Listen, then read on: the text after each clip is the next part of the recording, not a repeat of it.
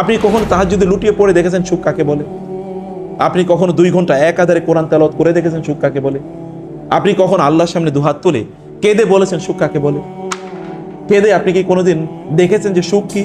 সুখকে material পজিশনের মধ্যে আছে, নাকি সুখ যিনি আপনার অন্তরের মালিক? সুখ তো এটা শরীরের কোনো জিনিস না। এসির মধ্যে থাকলে যে আপনি সুখে থাকবেন, নট নেসেসারিলি।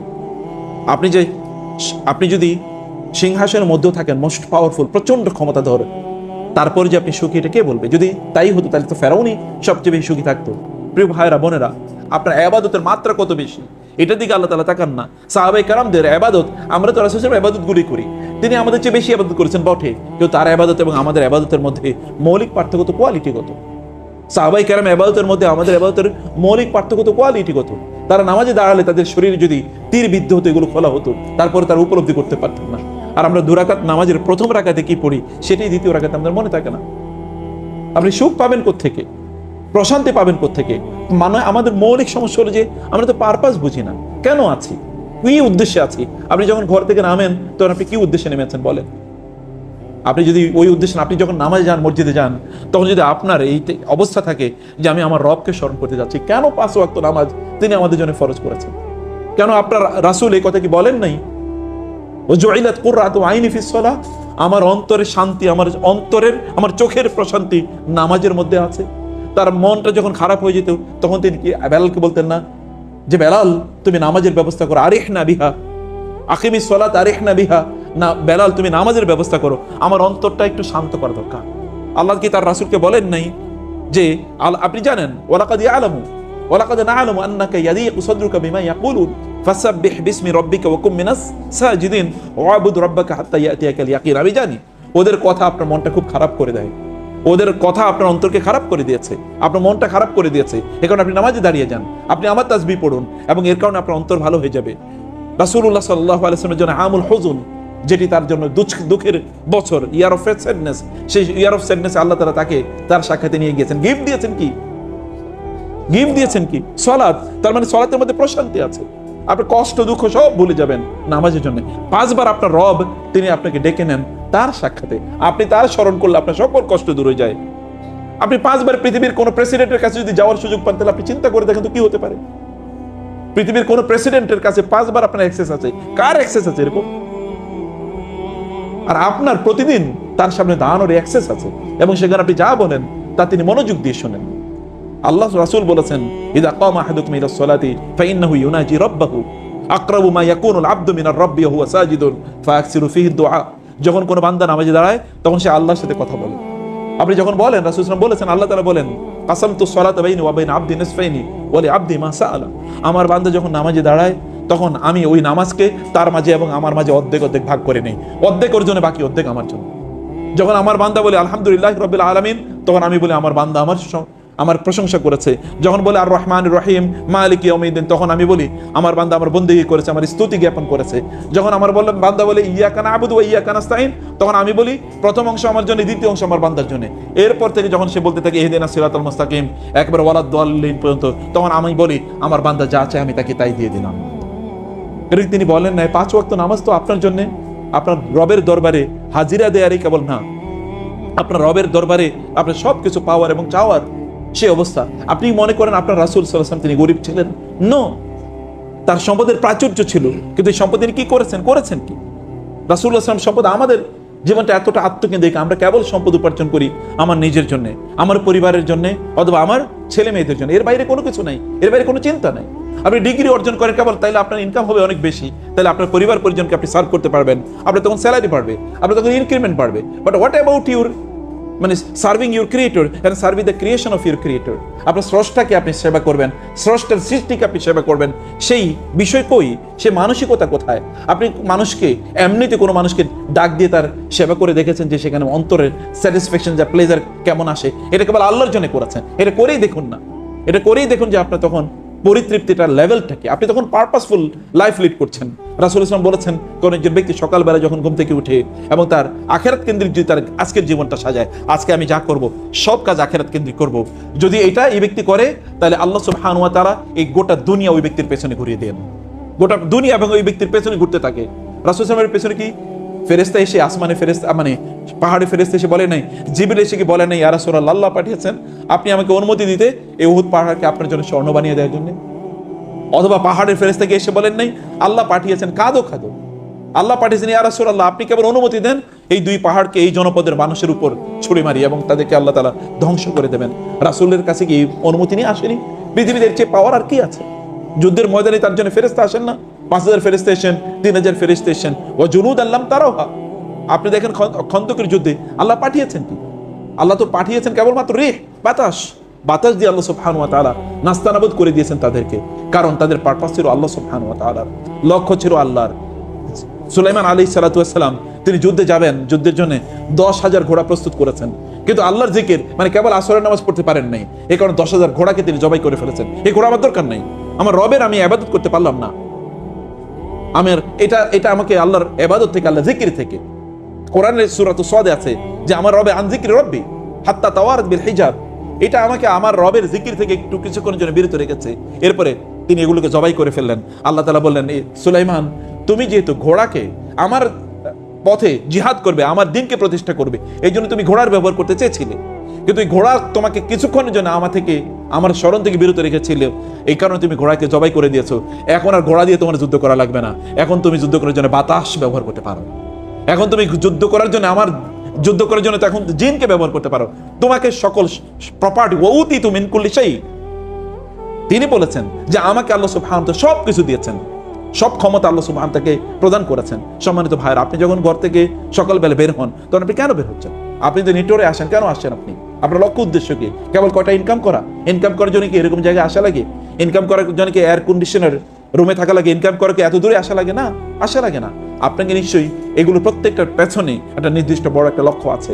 আল্লাহ আপনাকে পাঠিয়েছেন বিশাল একটা বড় দায়িত্ব, যেটা ইস্তিখলাফ, লাস্তাখলিফান্নাহুম ফিল আরদি কামা ইস্তাখলাফাল্লাযিনা মিন ক্বাবলিকুম। আল্লাহ সুবহানাহু ওয়া তাআলা আপনাদেরকে এই জমিনে দায়িত্ব দিয়েছেন। আমরা কেবলমাত্র খাই, দাই এবং ঘুমাই, আমাদের জীবনটা যেন এমন না হয়ে যায়। তাহলে আমাদের জীবনের সাথে প্রাণীর জীবন পার্থক্য কি বলে? এই যে পশু পাখির জীবনের মধ্যে জঙ্গলে যে প্রাণীগুলো বসবাস করে, বা গরু ছাগল যদি আমি আরো এই ল্যাঙ্গুয়েজে বলি, এদের মধ্যে পার্থক্য, ওরা তো খায়, দেয় এবং ঘুমায়, এবং আমাদেরকে কেবল খাওয়া দাওয়া এবং ঘুমানো, এটুকু কেবল আমাদের কাজ। ওদের একটা স্কিল আছে, সেই স্কিলটা হয়তো বা হিউম্যান স্কিল না বটে, কিন্তু তার জন্য তো স্কিল আছে। তাহলে আমার এবং তার মধ্যে পার্থক্য কি? আমাদের একটা গ্রেটার পারপাস আছে আমার জীবনে, ওর কোনো পারপাস নাই, ওর কোনো জবাবদিহিতা নেই, কারণে পারপাস যেহেতু নাই, জবাবদিহিতা নাই। আপনার পারপাস আছে, এবং for every action and reaction আপনাকে অবশ্যই জবাবদিহিতা করতে আসতে হবে। ফামান ইয়ামাল মিসকালা যাররাতিন খায়রান ইয়ারা ওয়া মান ইয়ামাল মিসকালা যাররাতিন শাররান ইয়ারা। প্রত্যেকটি মুহূর্তে আপনি আল্লাহ সুবহানাহু ওয়া তাআলা কেন আপনাকে সৃষ্টি করেছেন এবং আপনি যে কাজটি করছেন সেই কাজটি আপনি কেন করছেন, এই জিনিসটি আপনার নিজকে আপনি জিজ্ঞাসা করা দরকার। আমরা মুসলমানরা কেমন খাই, দায়, ফুর্তি করে জাতিতে পরিণত হয়েছি। মানবতার জন্য আমাদের পূর্বপুরুষদের অনেক কিছু ছিল, কিন্তু আমাদের কি আছে বলেন? মানব জাতির জন্য আমরা কি করেছি? এই ফ্যানের নিচে আছে, এটাও অমুসলমানদের তৈরি। এসির নিচে আছে, তাও মুসলমানদের তৈরি। ক্যামেরা, তাও মুসলমানদের তৈরি। আপনার মোবাইল, তাও অমুসলমানদের তৈরি। সব ওরাই তৈরি করছে, এবং এগুলো দিয়ে আমরা এখন ওগুলোর মধ্যে আমরা নিমজ্জিত হয়ে আছি। না, আমরা মানবতার জন্য করছি কি? মানবের জন্য, মানব জাতির জন্য আমরা কি করছি, বা নিজেদের জন্য কি করছি? আপনি আপনার প্রতি কেন জুলুম করছেন? আপনি কি আপনার প্রতি জুলুম করছেন না? মনে হয় অবশ্যই জুলুম করছেন। একজন ব্যক্তি, কোরআনে কি আল্লাহ তাআলা বলেন নাই যে ব্যক্তি এটা করছে সে ফাকাদ যালামা নাফসাহু, সে তার নিজের উপর জুলুম করেছে। যে হে লোকেরা, লা তাযলিমুনা আনফুসাকুম, তোমরা তোমাদের নিজেদের উপর জুলুম করো না। লা তাযলিমু আনফুসাকুম ওয়া মা যালামুনা ওয়ালাকিন কানু আনফুসাহুম ইয়াজলিমুন। তারা আমার উপর জুলুম করেনি, তারা বরং নিজের উপর জুলুম করেছে। ইউখাদিউনা আল্লাহু ওয়াল্লাযিনা আমানু ওয়া মা ইয়াখদাউনা ইল্লা আনফুসাহুম ওয়া মা ইয়াশউরুন। তারা নিজেদেরকে মূলত ধোঁকা দিচ্ছে। আল্লাহ বলছেন আপনি তো আল্লাহকে ধোঁকা দিচ্ছেন না, আপনি তো কিয়ামতের দিন যখন হাত্তা ইযা জা আহাদুহুমুল মাউত ক্বালা ইরজিউন ক্বালা রাব্বি ইরজিউন লাআল্লি আ'মালু সালিহান ফীমা তারাকতু কাল্লা ইন্নাহা কালিমাতুন হিয়া ক্বালিউহা ওয়া মিন ওয়ারাইহিম বারযাখুন ইলা ইয়াউমি ইউবআসুন। কিয়ামতের দিন আল্লাহ সুবহানাহু ওয়া তাআলা তিনি বলছেন, কিয়ামতের দিন লোকেরা যখন দেখবে পরিস্থিতি এরকম, তখন লোকেরা কি বলবে? তারা বলবে আল্লাহ রাব্বি ইরজিউন, আবার দুনিয়াতে পাঠান, লাআল্লি আ'মালু সালিহান, যেন আমি একটু ভালো কাজ করতে পারি, ফীমা তারাকতু, অতীতের জীবনে যা করে এসেছি এরকম আর করব না, আমরা যেন একটু ভালো কাজ করতে পারি, আমাদেরকে আবার দুনিয়া পাঠান। আল্লাহ তাআলা বলেন কাল্লা, না, নেভার, ইন্নাহা কালিমাতুন হুয়া কায়রুহা, ও এরকম কথাই বলতো আগে। ওয়া মিন ওয়ারাইহিম বারযাখুন ইলা ইয়াউমি ইউবআসুন, কিয়ামত পর্যন্ত তাকে বারযাখে থাকতে হবে, এরপরে কিয়ামত, তারপরে তাকে ইয়াউমুল বাস। ইয়াউমুল বাস কি? ইয়াউমুল বাস কি? যেদিন আল্লাহ সুবহানাহু ওয়া তাআলা সবাইকে একত্রিত করবেন, এবং সেই দিন আপনি ইয়াউমা ইউআরাদুনা আলান নার এবং ওয়াউরিদু আলা রাব্বিহিম সাফফা লাকাদ জি'তুমুনা কামা খালাকনাকুম আউওয়ালা মাররা। আপনি সেই দিন আল্লাহ সুবহানাহু ওয়া তাআলার কাছে একাকী উপস্থিত হবেন এবং আপনার সকল কাজের জন্য আপনাকে জবাবদিহি করতে হবে। ইয়াউমা ইয়াফিরুল মারউ মিন আখি ফালা আনসাবা বাইনাহুম ইয়াউমাইযিন ওয়া লা ইয়াতাসাআলুন। সেদিন কোনো আত্মীয়তার বন্ধন, কোনো বন্ধুত্ব, কোনো কিছু কাজে লাগবে না। লা খুল্লাতুন ওয়ালা শাফাআ, সেদিন কোনো বন্ধুত্ব এমনকি কোনো সুপারিশ কাজে লাগবে না। নবীরা পর্যন্ত বলতে থাকবে নাফসি নাফসি। সেদিন আপনি কি অবস্থা থাকবেন? সেদিন কেবল আপনি বলবেন আমি আমার নিজের উপর জুলুম করেছিলাম, আমি অন্যায় করেছিলাম, আমি ভুল করেছিলাম, আমাকে আবার দুনিয়াতে পাঠানো। কিন্তু আবার দুনিয়াতে পাঠানোর কোনো সুযোগ নেই। সেদিন আপনার চূড়ান্ত হিসাব নিকাশ সেদিন সংগঠিত হবে। সেদিন আপনি বুঝবেন আমি জুলুম করেছিলাম নিজের উপর। অথবা নিজের উপর কেন আপনি জুলুম করবেন? যে ব্যক্তি অন্যায় করে সে কার উপর জুলুম করে? যারা এতদিন মানুষের উপর অন্যায় করেছিল তারা কার উপর জুলুম করেছে? নিজের উপর জুলুম করেছে। এখন তারা নিজেরা কোথায়? যারা এত ক্ষমতাশালী ছিল তারা কই? ফেরাউন কি তার নিজের উপর জুলুম করে নাই? ও লোহিত সাগরে নিমজ্জিত হয়েছে তার অপরাধে। না সে কেন? সে তো মিশরের সম্রাটই থাকতে পারে। সে তো বলতে পারতো বনী ইসরাইলের সাথে আমি উত্তম আচরণ করব, তাদের প্রতি জুলুম করবো না, তাহলে সে সেখানে সম্রাট হিসেবে থাকতে পারে। আবু জাহালকে কেন মারা যেতে হবে? আবু লাহাবরা কেন তাদেরকে আগুনে জ্বলতে হবে? তাদের তো উতবা সাহেবাকে কেন ওই কালিব ওই যে কূপের মধ্যে তাদেরকে মৃত অবস্থায় নিক্ষিপ্ত হতে হবে? কোনো কারণ ছিল না। তাদের নিজের উপর তারা জুলুম করেছে। আমরাও আমাদের নিজের উপর জুলুম করে যাই। যখন অন্যায় করি, আল্লাহর পথ থেকে বিচ্যুত হই, তখন সত্যিকার অর্থে আমাদের নিজের উপর আমরা জুলুম করি, আমরা অন্যায় করি, আমাদের নিজেকে আমরা আগুনের মুখোমুখি করি। এই আগুন, এই জাহান্নামের আগুনকে আপনি কি মনে করছেন? আমরা কি মনে করছি? এটা কি সাধারণ কোনো জিনিস যেটা আমাকে জ্বালিয়ে দেবে? আল্লাহ সুবহানাহু ওয়া তাআলা বলেছেন সেদিন অবস্থা হবে এরকম যে যখন এই চামড়াগুলো জ্বলে যাবে তখন এর পেছন থেকে আবার নতুন করে চামড়া গজাবে, যে লিয়াযুকুল আযাব, যেন তারা শাস্তির স্বাদ যেন তারা পেতে পারে। তুমি অতীতে যা করেছো সেগুলো ভুলে যাও, ভবিষ্যৎকে তুমি সুন্দর করে চালাও, ইস্তিগফার করো, তাহলে তোমার ভবিষ্যতের কাজগুলো তোমার অতীতের কাজগুলোকে মুছে দেবে। ইন্নাল হাসানাত ইউযহিবনাস সাইয়্যাত যালিকা লিযিকরা লিযাকিরিন। এক সাহাবী এসে বলেন, ইয়া রাসূলুল্লাহ, আমি তো অন্যায় করেছি। কি করেছি? আমি এক মহিলার, সুন্দরী মহিলার দেখে তাকে জাবড়ে ধরে তাকে চুমু দিয়ে দিয়েছি। আমি তো অন্যায় করেছি, আমি করবো কি? এর মধ্যে রাসূল বলে, তোমার তো কোনো মাফ নাই। এমন তো অবস্থা তিনি কাঁদছিলেন। কিছুক্ষণ পরে আল্লাহ তাআলা কোরআন আয়াত নাযিল করে দিলেন, আকিমিস সালাতা তারাফাইন নাহার ওয়া যুলাফাম মিনাল লাইল ইন্নাল হাসানাতি ইউযহিবনাস সাইয়্যাত। তাকে বলেন সকাল এবং সন্ধ্যায় যেন তাই নামাজ আদায় করে, আল্লাহর কাছে ইস্তিগফার করে এবং সে যেন এখন থেকে ভালো কাজ করতে থাকে, তাহলে আল্লাহ তাআলা তার অতীতের গুনাহগুলো মাফ করে দেন। আল্লাহ সুবহানাহু ওয়া তাআলা মানুষকে আল্লাহ সুবহানাহু ওয়া তাআলার পথে যদি লোকেরা ফিরে আসতে চায়, আল্লাহ সুবহানাহু ওয়া তাআলা দুহাত প্রসারিত করে দেন ওই সকল ব্যক্তিদেরকে ফিরিয়ে নিয়ে যাওয়ার জন্য। প্রিয় ভাইরা, সম্মানিত বোনেরা, সেই কারণে প্রত্যেকটা অ্যাকশন, প্রত্যেকটা রিঅ্যাকশন, এটা কি কারণে আমরা করছি, কি উদ্দেশ্যে আমরা করছি, এটাকে আমাদের নিজেকে জিজ্ঞেস করা দরকার। আমরা কি এদিকে জান্নাতের দিকে এগিয়ে যাচ্ছি নাকি জাহান্নামের দিকে এগিয়ে যাচ্ছি? আপনার নিজকে প্রতিদিন আপনার জিজ্ঞেস করা দরকার যে আমি জান্নাতের দিকে এগিয়ে যাচ্ছি না জাহান্নামের দিকে এগিয়ে যাচ্ছি। আল্লাহ সুবহানাহু ওয়া তাআলা আমাদেরকে কেবল খাওয়া দাওয়া ফুর্তি করার জন্য পাঠান নাই। আল্লাহ সুবহানাহু ওয়া তাআলা আমাদেরকে একটা ইস্তেখলাফের দায়িত্ব যেমন দিয়েছেন, ইস্তেনশায়ের দায়িত্ব দিয়েছেন, এই পৃথিবীকে ইস্তেমারের দায়িত্ব দিয়েছেন। আল্লাহ সুবহানাহু ওয়া তাআলা বলেছেন যে তোমাদেরকে ওয়াস্তামারাকুম ফিহা, আল্লাহ তাআলা তোমাদেরকে এখানে দায়িত্ব দিয়েছেন যেন তোমরা এখানে ইস্তেমার কাজ করো, সভ্যতা বিনির্মাণ করো, মানুষের জন্য যেন তোমরা কোনো কিছু করে যাও। আল্লাহ তাআলা তার রাসূলকে বলেছেন, ইয়া আইয়ুহাল মুযাম্মিল কুমিল লাইলা ইল্লা কালিলা, হে মুযাম্মিল, যিনি চাদর দিয়ে তার নিজকে আবৃত করে রেখেছেন, কুমিল লাইল ইল্লা কালিলা, রাতের কিছু অংশ ছাড়া বাকি অংশ আপনি নামাজে দাঁড়িয়ে যান। আল্লাহ তাআলা তার রাসূলকে বলেছেন, ইন্না সানুলকি আলাইকা কাওলান সাকিলা ইন্না নাশিয়াতাল লাইলি হিয়া আশাদ্দু ওয়াতআ ওয়া আকামু কিলা ইন্না লাকা ফিন নাহারি সাবহান তাবিলা। রাতের বেলা আপনি দীর্ঘ সময় নামাজ আদায় করবেন, কারণ দিনের বেলা আপনার অনেক কাজ আছে। আমরা দিনে কাজ করার জন্য রাতে একটু কি করি, বেশি ঘুমাই। আর আল্লাহ তাআলা তার রাসূলকে বলেছেন দিনে যেহেতু কাজ বেশি করতে হবে, এই কারণে রাতের সিংহভাগ দাঁড়ে আমার সামনে দাঁড়িয়ে নামাজ আদায় করেন। কারণ শরীরে যে শক্তি, এই শক্তি আসে রাতের নামাজ থেকে, রাতের ইবাদত থেকে। শরীরের শক্তি আসে রাতের ইবাদত থেকে, শুয়ে থাকলে শক্তি আসে না। আপনারা তো নিজেরা আপনারা এটা জানেন, মানুষ যত বেশি ঘুমায় তত মানুষ অলস হয়, তার শরীর ভারী হয়, সে অসুস্থ হয়ে যায়। মানুষ যত কর্মক্ষম থাকে, যত কাজ করে তত কর্মক্ষম থাকে। দেখেন আল্লাহ কি ফিলোসফি তার রাসূলকে দিয়েছেন, দিনভর তিনি দাওয়াতি কাজ করেন, রাতেরও একটা অংশ কি তিনি আল্লাহ সুবহানাহু ওয়া তাআলার সামনে তিনি দাঁড়িয়ে যান। প্রিয় ভাই বোন, এটাই পারপাস, জীবনের পারপাস, এটাই মানুষের জন্য করা, এটাই কল্যাণ করা, এটাই দিনকে প্রতিষ্ঠা করা। দিন প্রতিষ্ঠা করা কাজ এটা। মানুষকে, আপনাকে মানুষের সামনে আপনার নিজকে এক্সাম্পল হিসেবে প্রেজেন্ট করা দরকার, মানুষের সামনে আপনার নিজের উদাহরণ হিসেবে উপস্থাপন করা দরকার। আপনি মনে রাখবেন আল্লাহ সুবহানাহু ওয়া তাআলা আপনার জন্য জীবনে বিপদ আসতে পারে, কিন্তু আল্লাহ তাআলা আপনার জন্য বড় কিছু রেখে দিয়েছেন। আপনি 15 বছর জুলুমের নিচে ছিলেন, এরপরে আল্লাহ তাআলা এই পৃথিবীটা, এই দেশটা আপনার জন্য উন্মুক্ত করে দেবেন। এই কারণে আপনাকে জুলুম নির্যাতনের মুখোমুখি আল্লাহ তাআলা রেখেছেন। কোরআনে আল্লাহ সুবহানাহু ওয়া তাআলা বলেছেন সূরাতুল কাসাসে, ওয়া নামুন্নু আলাল লাযিনা ইসতুদঈফু ফিল আরদি ওয়া নাজআলুহুম আইম্মাতাও ওয়া নাজআলুহুমুল ওয়ারিসিন ওয়া নুরিদু, আল্লাহ তাআলা বলেছেন আন্নামুন্না আলাল লাযিনা ইসতুদঈফু, যাদেরকে জমিনে দুর্বল করে রাখা হয়েছিল, নট যারা দুর্বল ছিল এরকম না, তাদেরকে দুর্বল করে রাখা হয়েছিল। আমি এদেরকে দুর্বল করে অন্যরা রাখুক এই সুযোগ করে দিয়েছি। কারণ কি? কারণ হলো তিনটা। কারণ হচ্ছে একটি, ওয়ানা জাআলহুম আইম্মাতান, কারণ আমি তাদেরকে এই দুনিয়ার, তাদেরকে আমি কি বানাতে চাই? খলিফা, এই দুনিয়ার মালিক তাদেরকে বানাতে চাই। ওয়াইম আইম্মাতান, দুনিয়া তাদেরকে নেতা বানাতে চাই। ওয়ানা জাআলহুমুল ওয়ারিসিন, এবং এই দুনিয়ার সব কিছুর উত্তরাধিকার তারা হবে। আমি মূলত এই জন্যে তাদেরকে আমি ওই নির্যাতিত নিপীড়িত হতে দিয়েছি। আপনি কখনো কখনো পরীক্ষার মুখোমুখি হতে পারেন। আপনি যদি ইয়ের কাছে চিন্তা করেন, মুসা আলাইহিস সালাতু ওয়াস সালাম বনি ইসরাঈলকে কিভাবে ওরা হত্যা করছিল। মুসা আলাইহিস সালাতু ওয়াস সালামকে আল্লাহ সুবহানাহু ওয়া তাআলা তিনি ফেরাউনের ঘরেই তিনি বড় করেছেন। মুসা আলাইহিস সালাতু ওয়াস সালামের মা আল্লাহ তাআলা তার কাছে ওহী করলেন যে ওয়াউহাইনা ইলা উম্মি মুসা আন আরদিহি ফাইযা খিফতি আলাইহি ফাআলকিহি ফিল ইয়ামি ওয়ালা তাখাফি ওয়ালা তাহজানি ইন্না রাদ্দুহু ইলাইকি ওয়া জাইলুহু মিনাল মুরসালিন। আল্লাহ তাআলা বললেন মুসা আলাইহিস সালামের মাকে, আপনার সন্তানকে একটা বক্সের মধ্যে ভরে তারপরে তাকে সমুদ্রে নিক্ষেপ করেন, সমুদ্রে নিক্ষেপ করেন। এই এবং ইন্না রাদ্দুহু ইলাইক, আমি কিন্তু তাকে আপনার কাছে ফিরিয়ে দেব। ওয়া জাইলুহু মিনাল মুরসালিন, এবং আমি তাকে রাসূল বানাবো। ছোট্ট বাচ্চা, এর মধ্যে তাকে প্যাকেজিং করে সমুদ্রের মধ্যে ফেলে দিচ্ছে।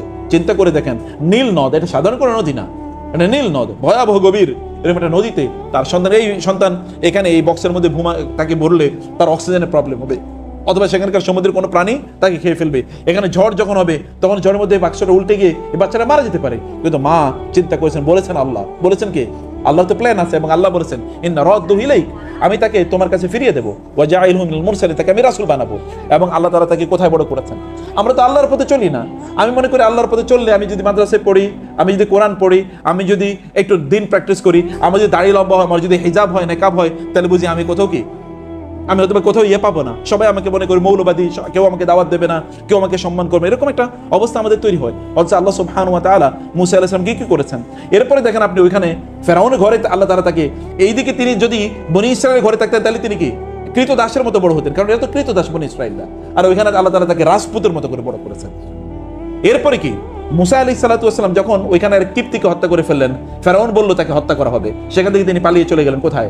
মাদিয়ানে। ওইখানে গিয়ে আপনি জানেন ঘটনা কি? মাদিয়ানে গিয়ে তিনি দেখলেন একটা জায়গায় যেখানে পানি, কারণ মরুভূমির দেশ তো, যেখানে পানি আছে ওইখানে সভ্যতা আছে, ওইখানে মানুষজন বসবাস করে। দেখা গেল যে পানির ওইখানে কিছু লোকেরা এসে তাদের গবাদি পশুগুলোকে পানি পান করাচ্ছে।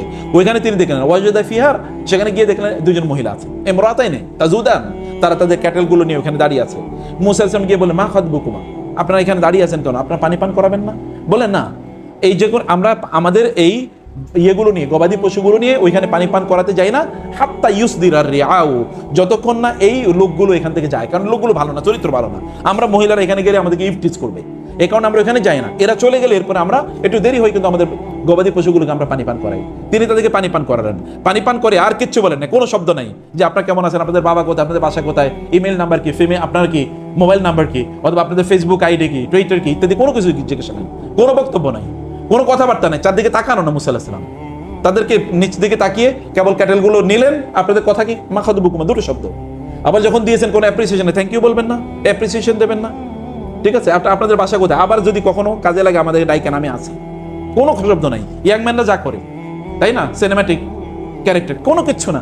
তিনি এখান থেকে চলে আসলেন, গিয়ে ওই যে তাওয়াল্লা ইলা যিল্লি, তখন গাছের নিচে গিয়ে বসলেন এবং কি বলে, রব্বি ইন্নী লিমা আনজালতা ইলাইয়া মিন খায়রিন ফাকির, আল্লাহ আপনি জানেন আমি অসহায়, আমার কিছু নাই, বাড়িঘর নাই, আত্মীয়স্বজন নাই, আমি একটা 1000 কিলোমিটার দূরে আমি চলে এসেছি, আমি কিচ্ছু জানি না, আপনি আমাকে যে অনুগ্রহ দেবেন আমার সেই অনুগ্রহের আমি মুখাপেক্ষী। এই কথা বলতেই দেরি, এর মধ্যে কি ওই মহিলা চলে আসে, ওই দুজনের মধ্যে একজন, এবং কেমনে আসে এটাও আল্লাহ বলে দিচ্ছেন। এটা সিনেমার মতো একটা ডায়ালগ আল্লাহ বলে দিলেন, ওয়াজাহাত ইহদাহুমা তামশি আলা ইসতিহইয়াইন, তার মধ্যে ওই দুই বোনের মধ্যে একজন বড় জন আসলেন, তামশি এমন ভাবে হেঁটে আসলেন, আলা ইসতিহইয়াইন, পরম লজ্জাশীলতার, ইসতিহইয়া নট আলা হায়া। আরবিক ল্যাঙ্গুয়েজে বর্ণ যখন বাড়ে তখন অর্থ বাড়ে। আল্লাহ বলেন আলা হায়াইন, বলেছেন আলা ইসতিহইয়াইন, মানে এমন পরম লজ্জাশীলতা, মাথা নিচু, তার মানে হিজাব এরকম উপরে, আবার আলাদা তার কি জিলবাব, এবং তার মানে কোনো উচ্চ আওয়াজ নাই, এসে বলছেন ইন্না আবিকা ইয়াদউকা লিয়াজজিয়া আজরা মা সাকাইতা লানা, বাবা আপনাকে ডেকেছেন, আপনি যে আমাদের একটু খেদমত করছেন এই কারণে আপনাকে পুরস্কার দেবেন, ব্যাস।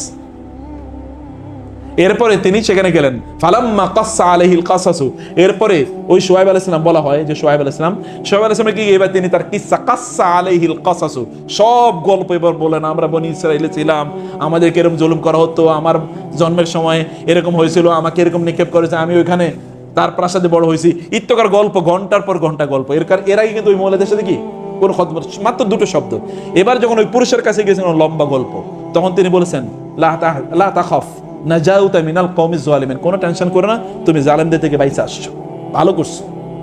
এই বৃদ্ধ মুসা আলাইহিস সালাম ইয়াক মুসাকে বলছেন, ইয়াক মুসা আলাইহিস সালাম এবার বলেন তোমার কাছে আমার মেয়েটার বিয়ে দিতে চাই, এবং মেয়ের বিয়ে দিলেন। সেখানে তার জন্য বিয়ে, থাকা, খাওয়া এবং কি চাকরি হয়ে গেছে, তুমি এখানে এই কাজ করবা। মাত্র তিনি দোয়া করেছেন, আপনার টেনশন কি, আপনার রব আছে তো কোথায় যে আল্লাহ তাআলা কি করেছেন। এরপরে এখান থেকে যখন তিনি এখান থেকে চলে যান, যাওয়ার পরে ওই যে কিছুক্ষণ সামনে গেলেই আল্লাহ তাআলা তাকে ডেকেন কোত্থেকে, ওই যে তুর পাহাড় থেকে। কি করবেন, আল্লাহ তাকে নবুয়ত দেবেন। এখানে ওইখানে গিয়ে তাকে তার সাথে নবুয়তের আল্লাহ বলেন যে তুমি আসো, এবং তাকে দুটো মৌজা আল্লাহ তাআলা দিলেন। তার হাতে মা বিয়াদিকা ওমা তিলকা বিয়ামিনিকা ইয়া মুসা, মুসা তোমার হাতে কি? ক্বালা হিয়া আসা, এটা লাঠি। বলেন এটা ছুঁড়ে ফেলো, এটা সাপে পরিণত হয়ে গেছে। তিনি ভয় গিয়ে পেয়েছেন, না তোমার ভয় পাওয়ার দরকার নেই, ট্রেনিং। কারণ মুসার কাছে মানে ফেরাউনের কাছে পাঠাবেন, অতএব ট্রেনিং। কারণ ফেরাউনের কাছে গিয়ে তিনি যদি লাঠি ফেলার পর এটা যদি অজগর সাপ হয়ে যেত, আর তিনি যদি পিছনের দিকে পালাইতেন, তাহলে অবস্থা কি হইতো? ফেরাউন হাসতে, উনিও হাসতেন, বলে কি করে কি। এখানে আল্লাহ আগে ট্রেনিং দিয়ে দিয়েছেন যে তুমি এটা ফেলো, এরকম এরকম হবে, এবং তোমার কি বগলের নিচে হাত দাও, এটা তোমার তাখরুজ বাইদা মিন গায়রি সু, এটা তোমার উজ্জ্বল হয়ে বের হবে, কিন্তু তুমি কোনো কষ্ট পাবা না। আল্লাহ সুবহানাহু ওয়া তাআলা তাকে দেখেন তো কোথায়, এখান থেকে আল্লাহ তাআলা তাকে নবী পাঠিয়েছেন, নবী হিসেবে তৈরি করলেন। ওইখানে তিনি কিছুই হতে পারলেন না। রাসূলুল্লাহ যখন মক্কা থেকে মদিনায় হিজরত করে যান, তিনি তখন জীবন নিয়ে পালান।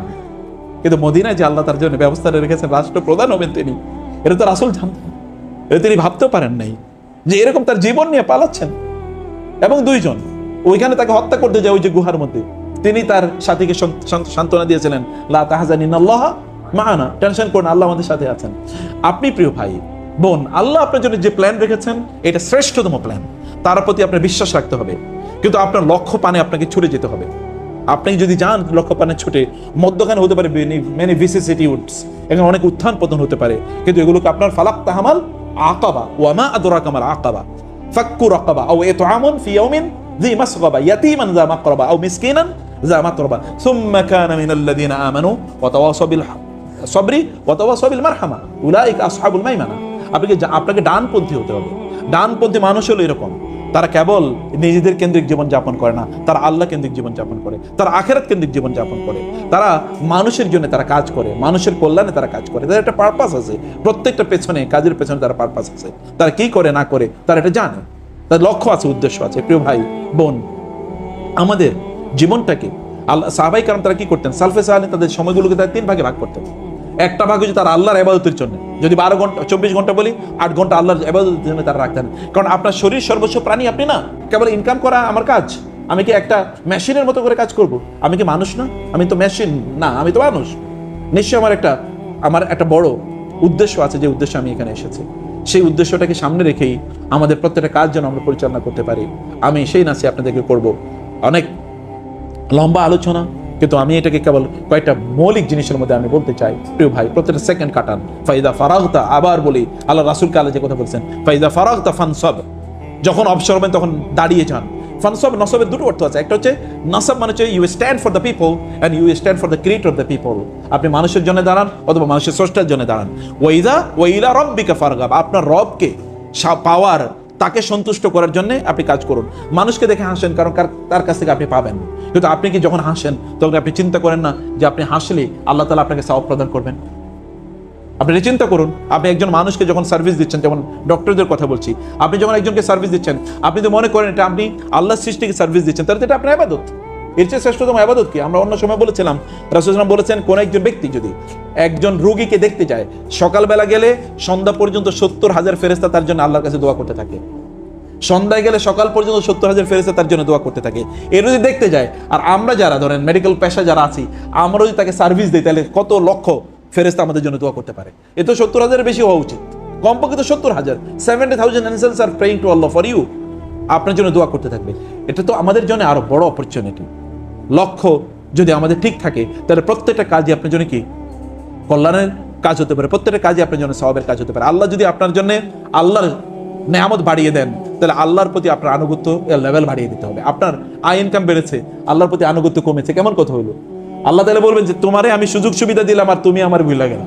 অবস্থা এরকমই তো নাকি? আমি যখন the more I become busy the more I forget Allah. আমি যতই বিজি হই ততই আল্লাহকে বলি। সর্বপ্রথম কাকে ম্যানেজ করি? আল্লাহকে ম্যানেজ করি। আপনাকে যখন আল্লাহ তাআলা দেন তখন আপনি তাকে আগে ম্যানেজ করেন। এখন আর আপনার জামাতে যাওয়ার সময় নেই, কারণ এখন আপনার রুগী অনেক বেশি, কারণ এখন আপনার টাকা অনেক বেশি, অনেক বিজনেস, অনেকগুলো প্রপার্টি আপনাকে রক্ষা করতে, এখন এখানে আল্লাহকে ম্যানেজ করেছেন। কোন এক সময় আল্লাহ নাই আপনার জীবনে, ইউ হ্যাভ ফরগটেন, আল্লাহ সুবহানাহু ওয়া তাআলা আপনি ভুলেই গেছেন, কারণ আল্লাহ আপনাকে দিয়েছেন এই কারণে ভুলে গেছেন। আল্লাহ সুবহানাহু ওয়া তাআলা আপনাকে যত বেশি দেন তত যেন আমরা আল্লাহকে কি আরো বেশি স্মরণ করতে পারি। আল্লাহর সাথে সময় কাটানোর কোনো এর চেয়ে উত্তম কোনো পদ্ধতি নেই, শ্রেষ্ঠ কোনো পদ্ধতি নেই।